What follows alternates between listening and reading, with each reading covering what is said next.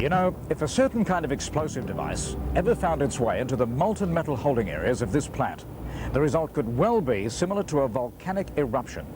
There would be widespread destruction, massive loss of life, terrible injuries to workers, with fire falling from the sky onto surrounding areas up to half a mile away. I'm not talking about terrorists with bombs. They couldn't do anywhere near the damage. I'm talking about containers that kill.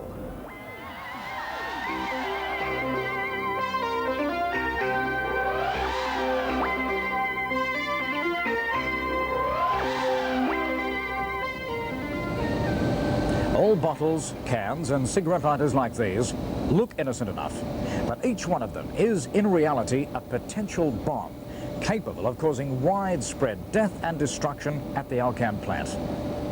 Because of the dangers that we'll be looking at, all bottles, including plastic ones, and all cans and cigarette lighters are totally banned from the site. Only containers that are authorized and approved by an Alcan supervisor for lab or maintenance work are excluded from this ban. Anyone found in possession of any unauthorized containers on site will be removed from the plant and not allowed to re-enter. We have made this video in the interest of everyone's safety. Now, these items are acceptable, but must be taken home after use. If you use disposable items like these, throw them in the bin. By being aware of the dangers, we never want to experience a major explosion of the type that virtually destroyed this casting plant, killing and injuring a large number of employees. No bomb could have caused the havoc of that day, and we don't want a similar disaster here. This is an ordinary bottle, and inside it is water. If a can or bottle containing water, or water and any other substances, is thrown into a scrap container and mixed with the molten aluminium, a chain reaction results that is up to 200,000 times more explosive than a steam explosion with molten iron. This control test shows the explosive potential. Molten aluminium is added to a small quantity of water in a 1/4-inch steel welded container. The resulting explosion is extremely dangerous to workers who could suffer severe burns from the molten metal.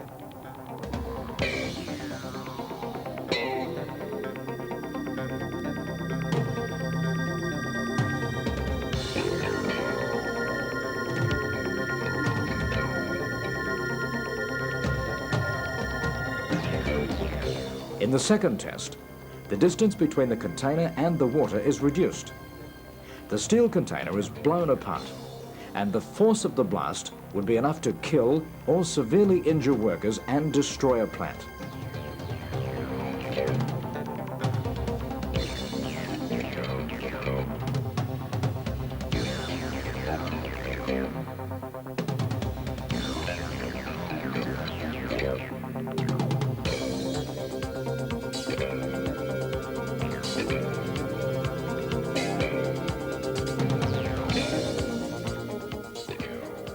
In the final test, look at the result. The 1/4-inch thick steel plate is wrapped around itself like foil. The explosion barrier, made of railway sleepers reinforced with earth banking and 2-inch thick boards, is destroyed. And the spray of molten metal caused ground fires 60 feet away. And in these tests, only 24 kilos of molten aluminium was used. At Alcan, we hold 50,000 kilos of molten metal in one holding furnace alone. As soon as the water in the bottle or can contacts the molten metal, it turns into superheated steam and explodes. The steam then combines with the molten metal and releases hydrogen gas, which causes an enormous secondary explosion. Take another look at what used to be a casting plant. You can't run away from a disaster like that, but you can help prevent it ever happening here. Don't bring bottles and cans onto the site. And if you find one, pick it up and hand it to a supervisor straight away. It's the responsible thing to do.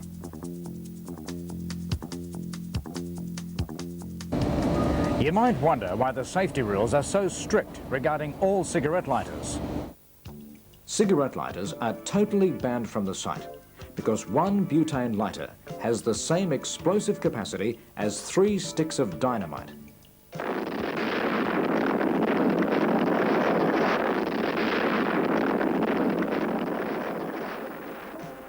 Cigarette lighters are high-risk items because should sparks from a welding operation or a hot metal splash burn through the plastic casing, there is a danger of explosion. If the relief valve on the lighter is accidentally pressed whilst in your pocket, gas will escape, making you a walking bomb.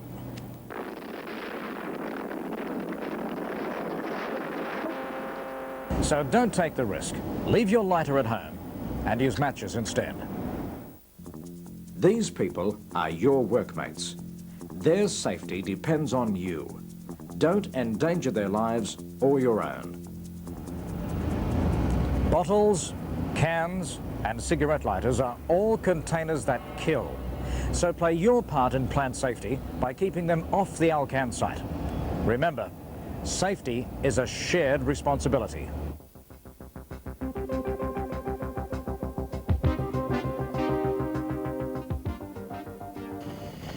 The blast and the fire that it caused lasted just a few minutes, but the effect was devastating. The entire factory building was gutted, and the section which housed the furnace itself was reduced to a mass of twisted metal and ashes. Witnesses say there was no indication before the blast that anything was wrong. Well, I was just driving down the road here, and it was just one big huge explosion with a big mushroom, you know, just like someone dropped an atomic bomb, and the building was engulfed in flames. And I pulled up here, and I ran across them to give them a hand, and there was people who had been burnt. You see them coming out and they were burnt, and had nothing left of their overalls. There's a guy just sitting behind this brick building shaking like a leaf, and another guy came out with blood pouring on the side of his face. Then I looked up the driveway, and there's a couple of guys standing, and yet the overall was somehow torn off them, and all I could see from here is their a black body. They were still standing, and somehow they were talking to someone. So that I couldn't believe. Emergency services were on the scene within 10 minutes, and the air ambulance was brought in to ferry some of the injured to hospital. All of the men hurt in the blast were working in the furnace room at the time and were either badly burnt or concussed by the explosion and the flying debris. One woman received cuts after the windows of the office next door were shattered by the blast. For 2 hours the area was sealed off as fire brigade officers disconnected all services to the factory to prevent a second blast. The actual furnace was a gas-fired furnace, and all gas, of course, electricity, etc. has been turned off the premises. So the furnace exploded? From what we can understand, there's been an internal explosion from the furnace. It's blown the furnace apart. All the contents have dissipated around the site.